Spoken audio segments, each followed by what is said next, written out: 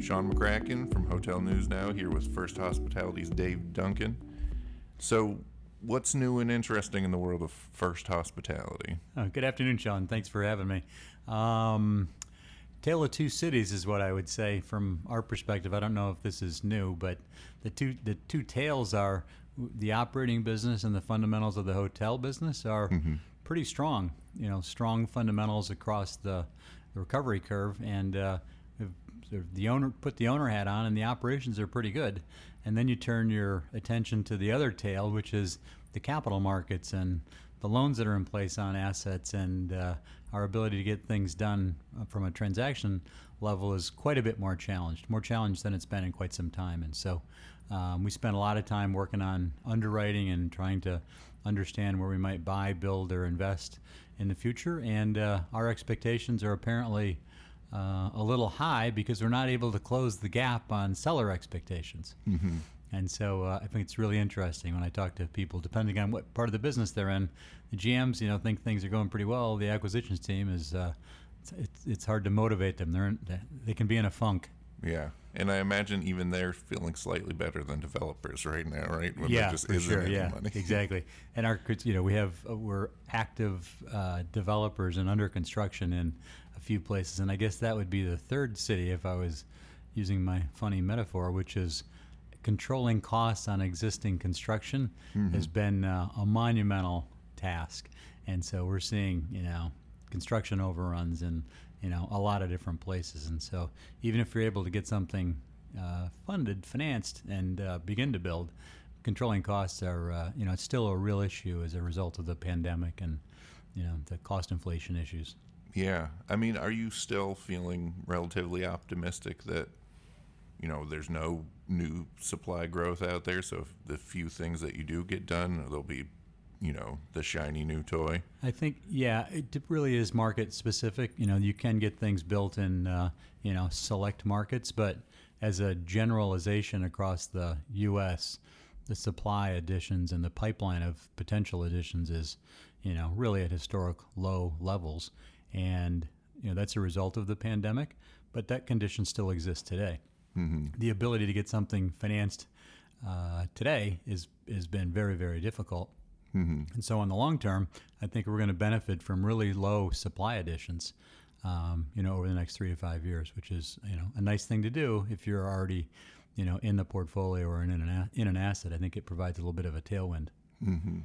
So, I mean, what is the secret sauce to get something past the finish line at this point? How do you get any deals done right now? On construction, I don't think we have the secret sauce there. The things that we have been able to do are, I'm going to say, literally 100% based on a relationship. Banks says, we know you, we've done business with you for quite a long time. We get the great benefit of a company built by Steve Schwartz, who's been a developer for 30, 40 years. And, banks will do things with us that they wouldn't do with other folks. That's very rare and not necessarily something you could repeat. On the acquisition side, I think, we have underwritten just a really large volume of deals. And I think we've come to the place, as a matter of posture, we're just going to have to be patient. And as I laugh to the team, patience is absolutely the right choice on the investment side, but in the interim, short term, it is very unrewarding to just sit around and wait for the market to open up a little bit. What we are seeing on the investment side is we really need to come to more creative solutions on the asset. What can we really do differently? Rebrand, change the the business plan for that asset.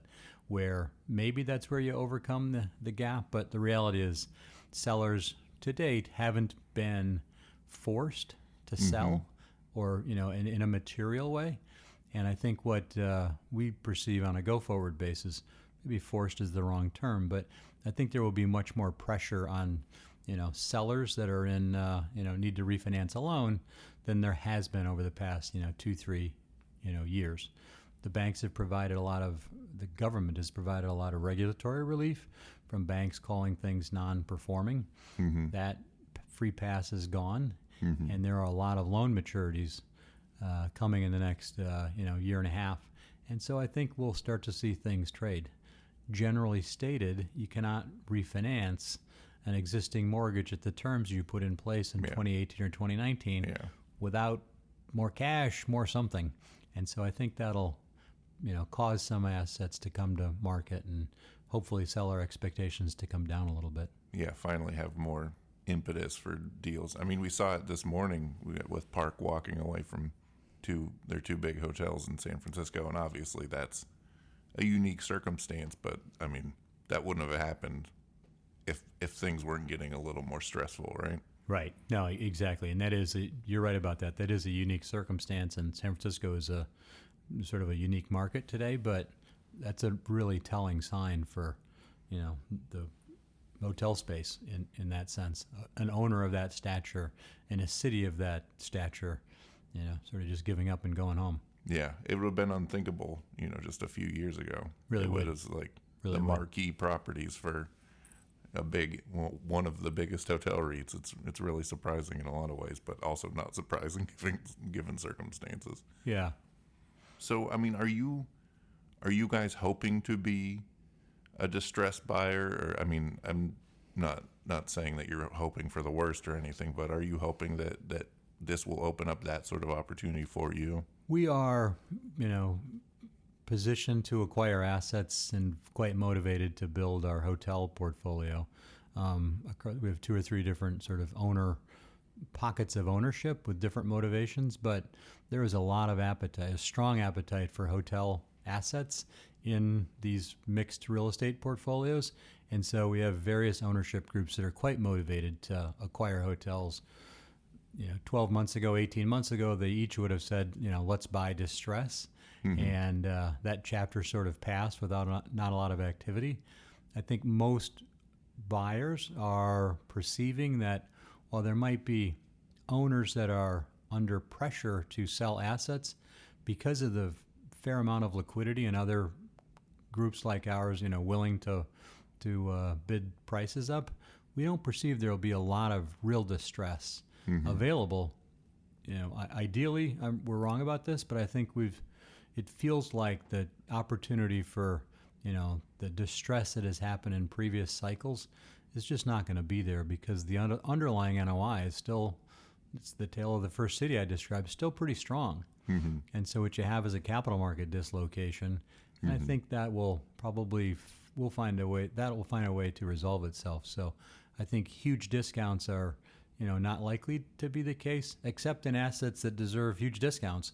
Yeah. And, in particularly underperforming markets or, sort of less relevant assets today.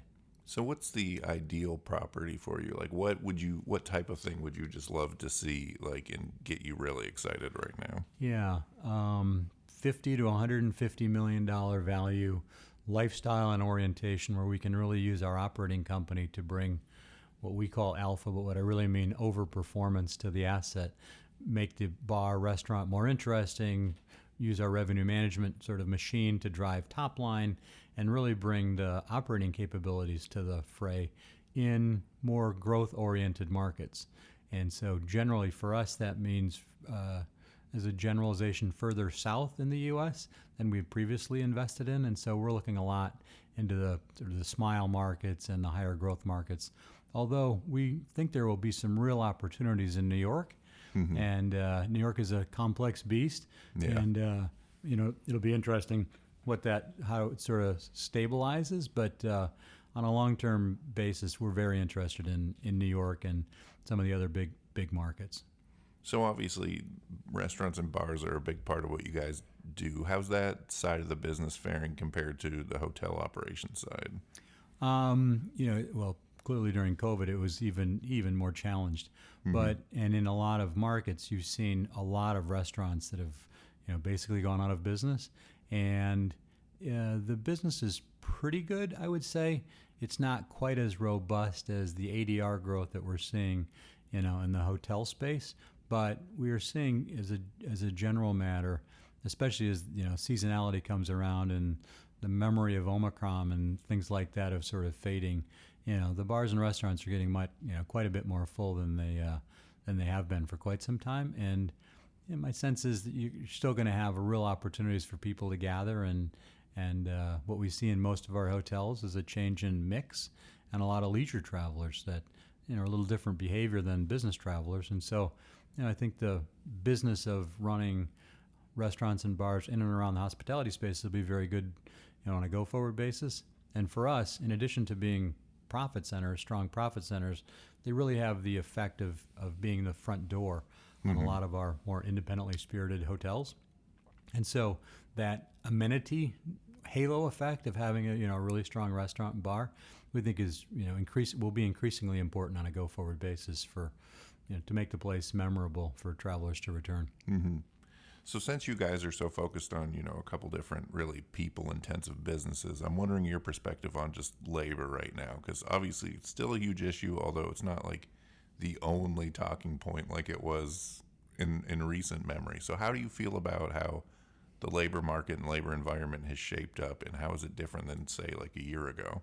Yeah, on a long-term basis, I continue to believe it's the number one challenge for hotel investors, operators for the foreseeable future, and I mean literally foreseeable future. During the pandemic, there was this acute labor challenge, labor shortage for a whole bunch of different reasons. What I found interesting across our operating teams were the general comment like, when is this going to be over? And the answer is probably never, or probably not for a really long time. With that said, that really acute challenge of finding labor has abated. We generally have much lower numbers of open jobs, open positions, and our staff retention is quite a bit better over the last 6 months. But on a go-forward basis, I really do think that's the fundamental challenge in the hotel business, and that's one of the reasons we've invested heavily in our operating team and across our platform in quality labor management tools, literally technology tools, but more importantly, in culture and making sure we follow the golden rule. At the end of the day, all of our employees, just like our guests, want to be treated, like we would want to be treated. And we really make that a priority across the operating team when we look at how's the hotel doing. The answer is not just GOP or NOI or RevPAR growth, but staff retention, staff satisfaction, and we're spending a lot of time on the soft side of the business, which is making sure employees want to come to work for us. How do we motivate them and direct them into a career path, and then take the steps necessary to get them the training so that they can actually have an upwardly mobile career path, and spending as an organization a lot more time on that because it's critical. It's the fun part of the business to see people go through that transition, but it also is a real opportunity for the operating business to differentiate ourselves. And so what I've said to our teams on this question around labor is, it is going to be a challenge. Winning in this space is doing better than the neighbor. Yeah. And it's true generally in most businesses and in the hotel business for sure. But we get that right. Guest satisfaction levels will be higher at our hotel versus the neighbor, and that is sort of a very profitable way of running the business to make sure the employees are satisfied as well as the guests, and it's sort of a self-feeding cycle. So if labor is the big long-term pressing issue, in your mind, what is the closest thing you can think of to the solution for it? Like, what needs to happen to make things better? There's a lot of talk and interest in technology as a generalized matter, and I think we've just begun to understand what that means in the hotel business. Keyless check-in is sort of an obvious example, and can you have less people at the front desk? The answer is you can. You have to have the right technology in place, and it has to work, and people have to trust it. But I really think there's a lot of additional technology that will be embedded into the hotel business, including the extensions of AI and Chat GPT, and we're talking about installing a new technology for our back office accounting system. And for the first time, we said, rather than have accountants sit and analyze the P&L and understand the variances, you can now do that with AI.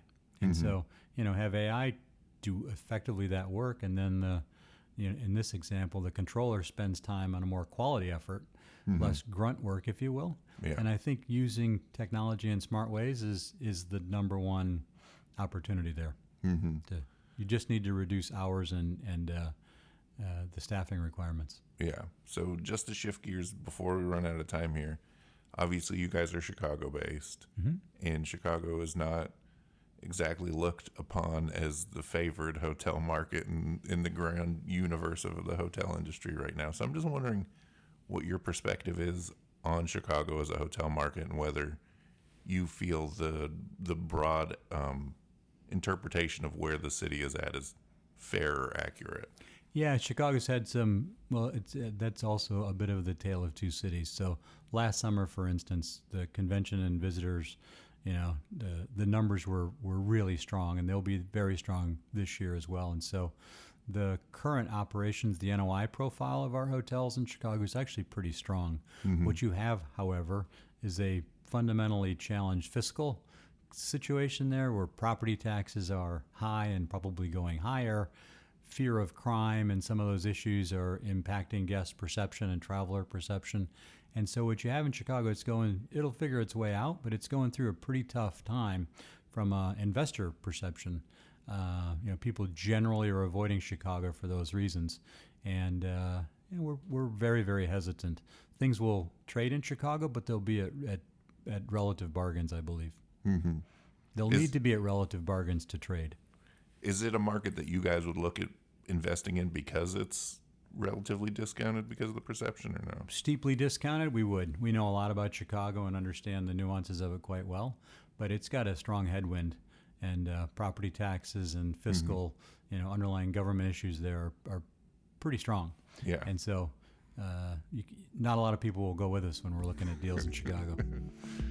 All right. Well, I really appreciate you taking the time, David. This was fantastic. Hey, thanks for spending the time, Sean. Always good to see you. Yep.